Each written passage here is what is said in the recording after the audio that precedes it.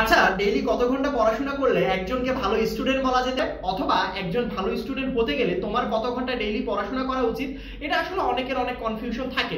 So এই কনফিউশনের একটাই উত্তর হতে পারে, ভাইয়া তুমি কয় ঘন্টা পড়াশোনা করবা এর থেকে বেশি ফোকাস করো তুমি কতক্ষণ মনোযোগ দিয়ে পড়াশোনা করবা।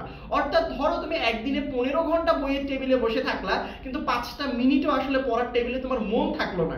সো যদি তোমার পড়ার টেবিলে মনোযোগটা না থাকে, তাহলে তুমি 15 ঘন্টা কেন, তুমি 24 ঘন্টা পড়াশোনা করেও তুমি ওই প্রথম শ্রেণীর স্টুডেন্ট হতে পারবে না। অর্থাৎ ওই যারা প্রথম ভালো রেজাল্ট করে, এরকম ভালো রেজাল্ট করা কখনোই সম্ভব না।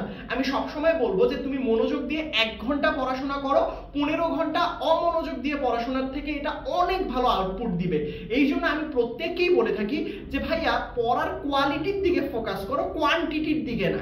অর্থাৎ তুমি কত ঘন্টা পড়াশোনা করবা এটার থেকে তুমি ফোকাস করো কতক্ষণ মনোযোগ দিয়ে পড়াশোনা করবা।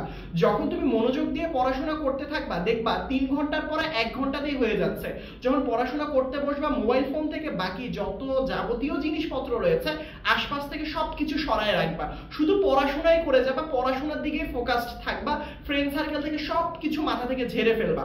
যদি তুমি এভাবে ফোকাস থেকে পড়াশোনা করতে পারো, তাহলে ডেইলি 6 ঘন্টা যদি পড়াশোনা করো, এটা খুবই এনাফ তোমার জন্য। এটা যে কোনো ব্যাচের জন্য, তুমি 9-এ পড়তে পারো, 10-এ পড়তে পারো, এইচএসসি তে পড়তে পারো, অথবা তুমি এডমিশন পরীক্ষা দিতে পারো, যে কোনো ব্যাচের জন্য। সুতরাং এখন থেকে একটা জিনিসে মনে রাখো, কম পড়াশোনা করব, বাট আমার পড়াশোনাতে আমার পুরো দমে মনোযোগ লাগিয়ে পড়াশোনা করব। তাহলে দেখবা তুমিও আসলে খুবই ভালো রেজাল্ট করতেছো এবং পড়াশোনা করে একটা আনন্দ কাজ করবে। সবাই ভালো থাকবে বাচ্চা কাচ্চারা। আসসালামু আলাইকুম।